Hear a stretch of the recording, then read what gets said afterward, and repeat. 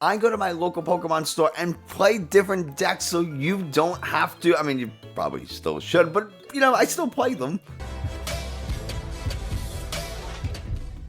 Hey, Nick from 9Card TCG, and today I have that's not a webcam battle. I have an actual physical tournament video gameplay thing that I did over at one of the locals that I go to, Illustrious Cards Games. So thank you very much to Illustrious for hosting the event, and all my opponents for allowing me to record the games and put them up on the channel. You are all super appreciated. So this particular game, I played Arceus Counterbox. I don't remember exactly who I saw this list from, where I got the exact 60, so I apologize. If you know whose deck this is, please tell me, and I'm happy to give them full credit for it. But played this, I did okay, right? I didn't have a lot of experience with the deck, so I definitely made a bunch of misplays, as you'll see in the video, and I talk about it with my little voiceover thing. But the thing that bothers me a little bit is just the structure of the deck. You are so limited in some options. Like, you have a single basic fighting energy. If it's prized, or you attached it, or you had to discard it, that's it. Aerodactyl can never attack. And I understand in most matchups, you probably don't need or want Aerodactyl to attack, but there are times where that fighting energy does matter. There are times where having just 2 psychic energies might not be enough for the Espeon, so you really, really have to manage everything very, very carefully, and that is a challenge in the deck. So something I just wanted to throw out there before we get into the video. If you haven't already, do me a favor, like, subscribe, comment, all that kind of stuff. Tells YouTube this is a good channel and other people should watch it. If you want to see more gameplay like this, awesome. I really enjoy doing this. And also, if you want to participate in gameplay like this, we have the Webcam War Open that Steuben and I, friend of mine in the channel, we have this webcam tournament that we host every 2 weeks. And so you can go ahead, get actual physical card practice for Knoxville, regionals, locals, whatever it is, just to test out a deck. So link to all that in the video description. And why don't we just go ahead and get right to the battle. Alright, so this game is underway. I win the coin flip, that's why I have the little die on my side. We start Aerodactyl on my end. My opponent starts the Lugia. I actually knew they were playing Lugia ahead of time, so I was pretty happy to start the Aerodactyl, because that means I don't have to put it into the active to use Ancient Star. So I just attach a capture energy, go ahead, get the Arceus V into play. Really not much else to do, turn 1 going first, so I just pass it over to my opponent, who does the exact same thing, capture energies onto the active Lugia, and they're going to go ahead, likely find a second Lugia. Now, fortunately for me, I get to go first, so I get to evolve first and use Aerodactyl's Ancient Star, V-Star power, before my opponent's able to get Archeops into the discard and then evolve and use Summoning Star. So really not much else for my opponent to do here. I think they're just going to shuffle and pass. I ask them if they want to cut, that's what I'm pointing to, and later in the game, my opponent does tell me, he's like, I see the way you shuffle, it's, you know, it's fine, and he just stops cutting, so I don't want you to think I didn't offer, but he does go ahead and pass over. I draw what I believe is a Lumineon. Now, I'm going to get rid of that Lumineon, and that's actually a mistake. I really should have kept it, but whatever.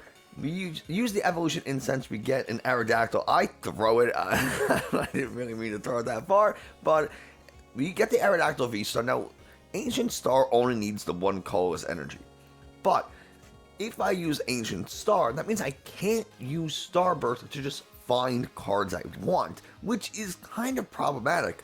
I really want to be able to find what I need, because this deck runs so many one-ofs, at least as far as Pokemon, and you're running very few or very low energy count, very low basic energy count, so being able to find those energies when you need them is really important.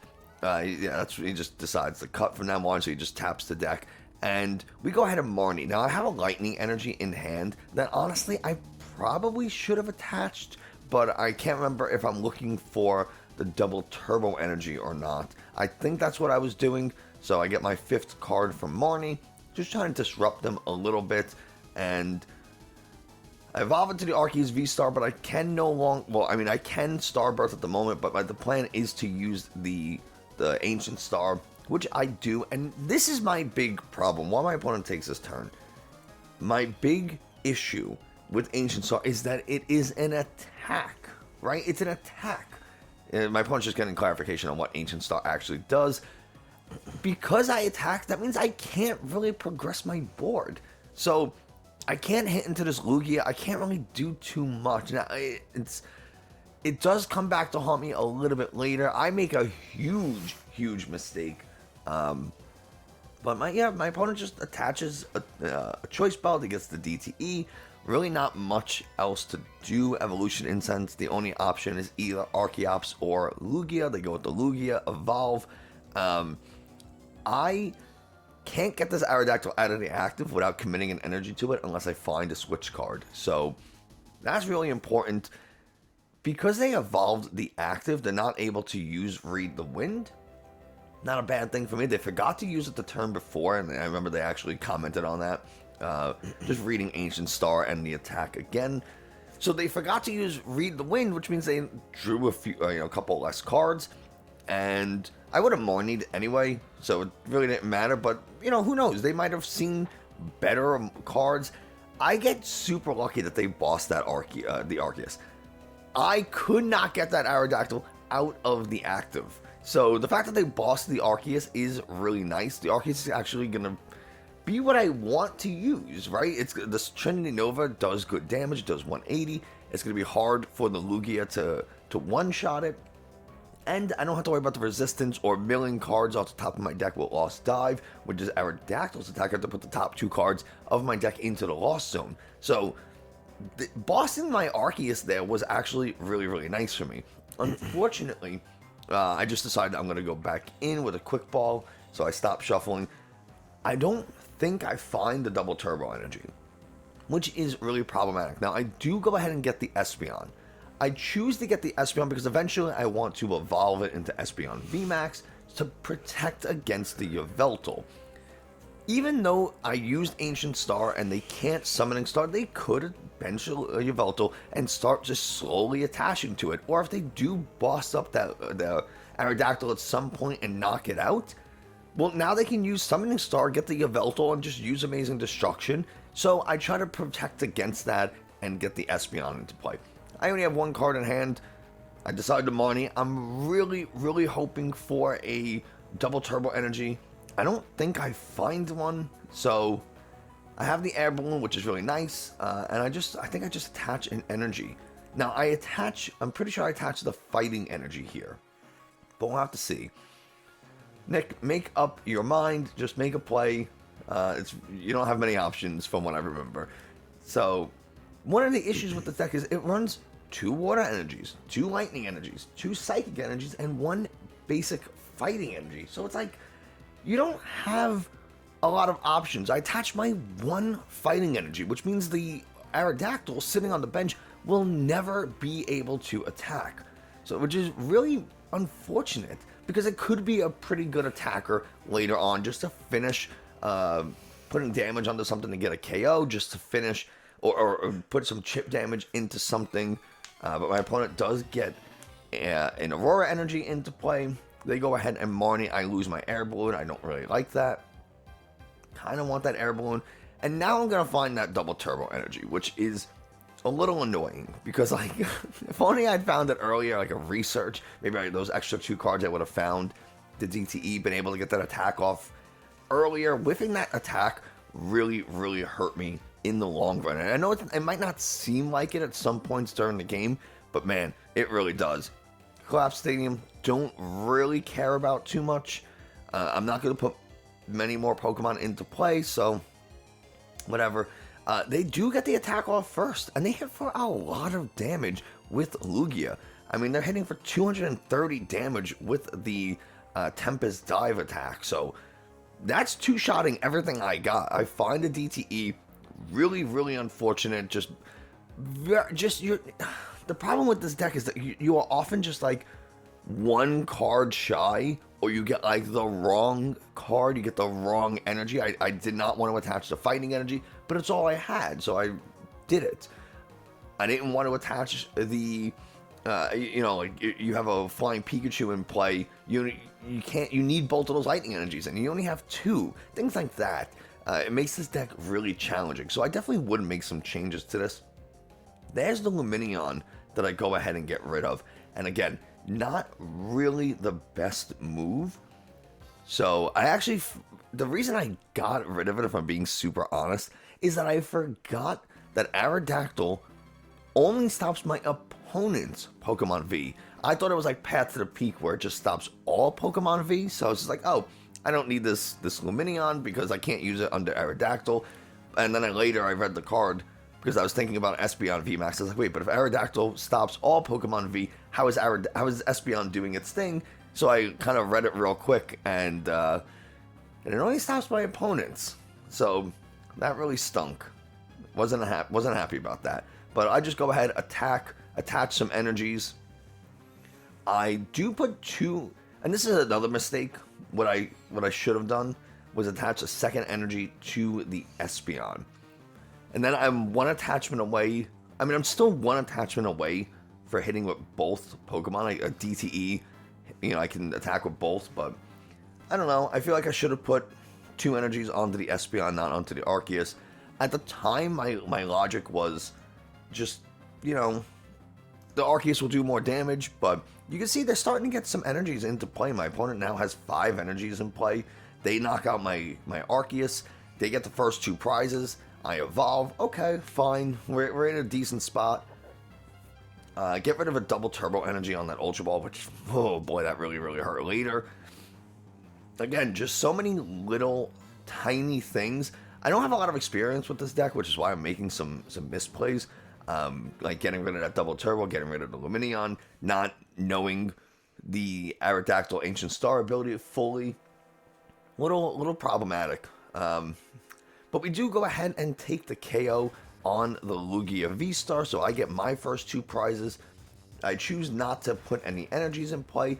Again, probably a mistake. I probably should have attached energies to the Espeon so it's ready to attack, or attach an energy to the Aerodactyl so I can pivot, because remember, if he bosses up something, I don't want it to just sit there, right? And these Lugia decks tend to run a couple of Boss, they tend to run a couple of Serenas, so they have a fair amount of Gust options. One of the other issues that I have with this Arceus counter deck is the lack of choice belts. I can't knock out a V Pokemon, or most V Pokemon. I can knock out a Lumineon or a Crobat or something, but I can't knock out an opposing Arceus. I can't knock out an opposing Lugia, which means my opponent gets 2 turns essentially to start powering up this other Lugia V-Star. They're going to get this turn. Actually, they're going to get 3. They're going to get this turn. I attack. Don't knock out the Lugia. They get their next turn. And then I have to attack again. I have to 2-shot a Pokemon V. That does not feel very good. So the fact that I have to 2-shot this Lugia because I don't have choice belts or anything like that to just 1-shot it, again, really hurts me. I missed an attack early game. Now I'm taking 2 turns to knock out a V. Those are precious turns that end up costing me the game. So a couple of things that I definitely would change. I know Choice Belt is a really tough inclusion, but you have to be able to make it work. My opponent does attach an energy to the active Lugia, goes ahead and plays Professor's Research, going to draw nice 7 cards. They're going to be able to read the wind if they want. Excuse me, talking too much. They're going to be able to read the wind. And I don't really have, at this point, both my opponent and I are feeling like I'm going to win this game. Like, they don't have much going on. They only have 1 energy on the bench Lugia. They do have a choice belt on it. That choice belt, again, needing some type of tool removal. I don't remember off the top of my head if this deck played a Lost Vacuum, but I really needed it to, because that choice belt does come back to hurt me later. You see the Yveltal, and this is one of those things that I really wanted to have the Espeon in play for, just because if they do boss knock out that Aerodactyl, like I said before, they can start to use the Yveltal. The Charizard's a little bit scary, because I'm going to eventually go down to 2 prizes by knocking out the Lugia V, and I don't want to go onto an odd prize map. I don't want to boss up a Yveltal, take a KO, and then they just send up a Lugia V-Star, and now I have to 2-shot that to then boss up another single prize Pokemon. Like, that just doesn't feel very good. So my plan is just go into the 2 Lugias that they have in play, It would have been really nice if I was able to boss up like a Crobat or Luminion, but not really an option. So that would have been best case scenario, is to just, just be able to knock out a Luminion. But they go ahead, they Evolution Incense for an Lugia V-Star. It doesn't really matter if they get that Lugia V-Star into play or not, at least for me, just because I'm going to two-shot the Lugia V anyway.